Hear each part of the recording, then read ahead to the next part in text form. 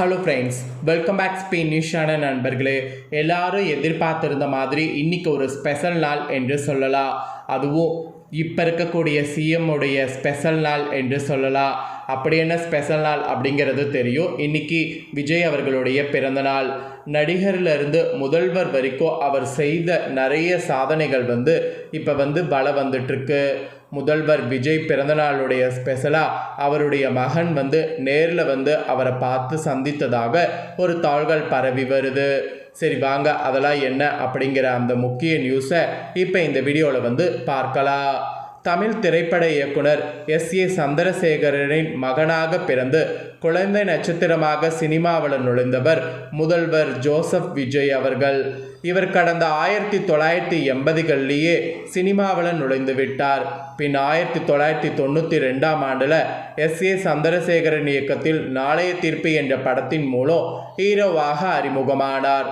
தளபதி விஜய் வெறும் ஹீரோ மட்டுமல்லாமல் அவர் சினிமாவில் பாடகராகவும் பல பாடல்களை பாடியுள்ளார். தளபதி விஜயின் தாய் சோபா பாடகி என்ற நிலையில் அவரின் திறமையையும் தளபதி கற்றுக்கொண்டார். நாளைய தீர்ப்பு படத்தின் மூலம் இவருக்கு எதிர்பார்த்த வரவேற்பு இல்லை. பின் விஜயகாந்தின் செந்தூர பாண்டி என்ற படத்தின் மூலம் பிரபலமானார்.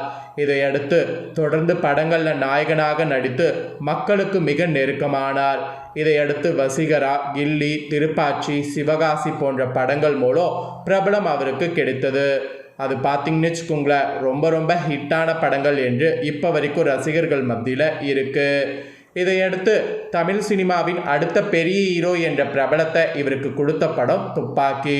2012ஆம் ஆண்டில் இயக்குனர் ஏஆர் முருகதாஸ் இயக்கத்தில் இப்படம் வெளியாகியிருந்த நிலையில் ஆக்ஷன் நாயகனாக நடித்து மக்கள் மனதை கவர்ந்தார் என்று சொன்னால் மிகையாகாத உண்மை. இதன் பிறகு தலைவா, கத்தி, சர்க்கார், மெர்சல் இந்த மாதிரி பல அரசியல் வசனங்கள் இடம்பெற்றிருந்த படங்களில் நடித்திருந்தார். இது இவருக்கு பெரிய நடிகர் என்ற அந்தஸ்தை கொடுத்தது. இதை கிட்டத்தட்ட 14 ஆண்டுகளுக்கு மேலாக தக்க வைத்து கொண்டிருக்கிறார். இதன் மூலமாகவே அரசியலில் இவரின் ஆர்வம் அதிகமாக உள்ளது என ரசிகர்கள் புரிந்து கொண்டனர்.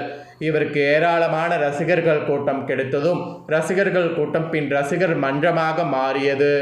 தொடர்ந்து சினிமாவிலையும் அரசியல் மற்றும் மக்களின் பிரச்சனைகளை பேசக்கூடிய படங்கள் மூலம் மேலும் மக்களுக்கு நெருக்கமானவராக தளபதி விஜய் ஆனார். இதையடுத்து தனது ரசிகர்கள் மன்றத்தை கட்சியாக சிந்தித்தார். நடிகராக இருக்கும்போது மக்களின் பிரச்சனைகளுக்காக குரல் கொடுத்து வந்த நிலையில் கடந்த 2024ஆம் ஆண்டு பிப்ரவரி மாதத்தில் தமிழக வெற்றி கழகம் என்ற கட்சியை தொடங்குவதாக அறிவித்தார். இதனால் ரசிகர்கள் பலரும் கொண்டாட்டத்தில் ஈடுபட்டிருந்தனர். இந்த கட்சி அறிவிப்பு மாநாட்டில் பல லட்சக்கணக்கான மக்கள் மற்றும் ரசிகர்கள் கலந்து கொண்டிருந்தது குறிப்பிடத்தக்கது. இவ்வாறு அவரின் ரசிகர் மன்றம் கட்சியாக மாறியது. அதன் பிறகுதான் இவர் அரசியலுக்கே அடித்தளமானது காணப்பட்டது. 2026ஆம் ஆண்டு நடந்த சட்டமன்ற தேர்தலில் ஜோசப் விஜயின் தமிழக வெற்றி கழக கட்சியானது கிட்டத்தட்ட 108 டெபாசிட்களை பெற்றிருந்தது. 234 தொகுதிகளில் 108 தொகுதிகளை பெற்று முதன்மை கட்சியாக திகழ்ந்தது. மேலும் வெற்றி பெற மொத்தம் 118 டெபாசிட்கள் தேவை என்ற நிலையில் இடதுசாரி கட்சிகளை இணைத்து கொண்டது. இவ்வாறு கடந்த 2026ஆம் ஆண்டு மே 10ஆம் தேதியில் தமிழக முதலமைச்சராக ஜோசப் விஜய் பதவியேற்றிருந்தார். இவ்வாறு தனது திரைத்துறை முதல் மக்கள் துறை வரை தனது ஆளுமையை அவர் காட்டியிருக்கிறார். இந்த அளவுக்கு தன்னுடைய ஆளுமையை காட்டிய அவருக்கு இன்னைக்கு 52வது பிறந்த நாள்.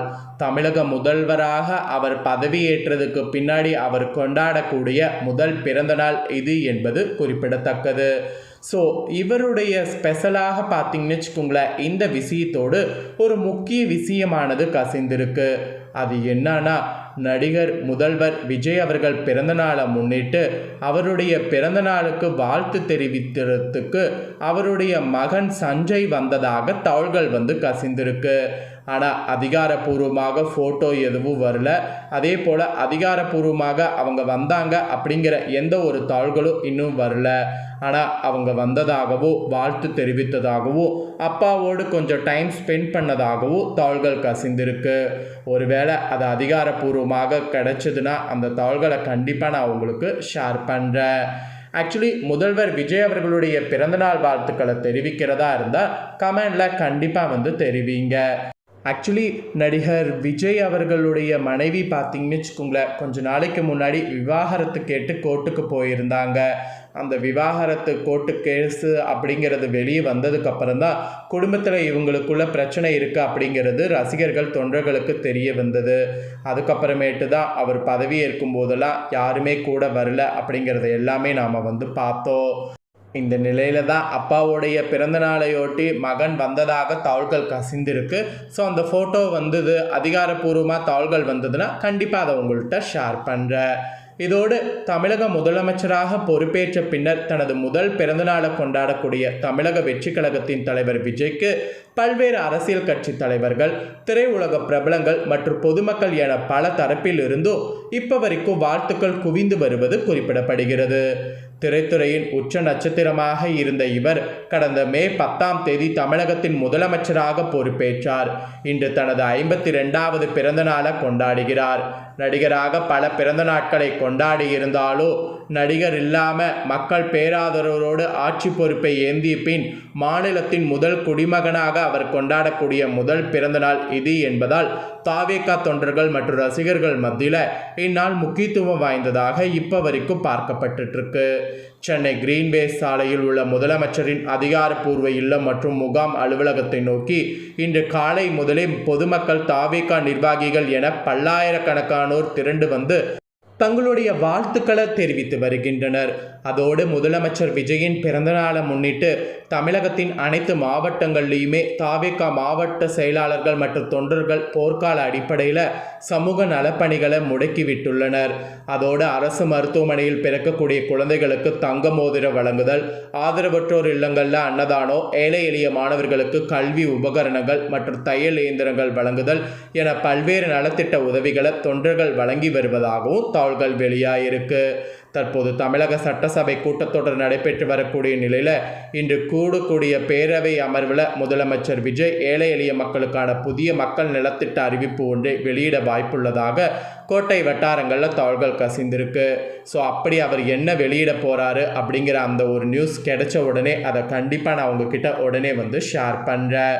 ஸோ விஜய் அவர்களுக்கு வாழ்த்து தெரிவிக்கிறதா இருந்தால் கண்டிப்பாக கமெண்டில் தெரிவிங்க. அதோடு அவர் மகன் வாழ்த்து தெரிவித்தார்னா அது எப்படி இருக்கும் அப்படிங்கிறதையும் கமெண்ட் பண்ணுங்கள். இந்த முக்கியமான தகவல்களை நீங்கள் பார்த்தது போல் உங்கள் ஃப்ரெண்ட்ஸ் ஃபேமிலியில் இருக்கிறவங்களும் பார்க்கணும் அப்படின்னு நினச்சிங்கன்னா வீடியோ லைக் பண்ணி உங்கள் ஃப்ரெண்ட்ஸ் ஃபேமிலிக்கு ஷேர் பண்ணுங்கள். அவங்களும் விஜய்யுடைய பிறந்தநாளை முன்னிட்டு இன்றைக்கி இந்த முக்கியமான விஷயத்தை தெரிஞ்சுக்கிட்டோம். அதே போல் புதிய அப்டேட்டான நியூஸ்களை தெரிந்து கொள்ள மறக்காமல் நம்ம சேனலை சப்ஸ்கிரைப் பண்ணுங்கள், கூட பெல் பண்ண ப்ரெஸ் பண்ணுங்கள். ஃபஸ்ட் டைம் பார்க்குறவங்க அப்டேட்டான நியூஸ்களை தெரிந்து கொள்ளணும்னு நினச்சிங்கன்னா நம்ம சேனல் பிடிச்சிருந்ததுன்னா சப்ஸ்கிரைப் பண்ணலன்னா சப்ஸ்கிரைப் பண்ணி பெல் பண்ண ப்ரெஸ் பண்ணுங்கள். வேறொரு நியூஸில் உங்களை அப்டேட்டோடு சந்திக்கிறேன். நன்றி, வணக்கம்.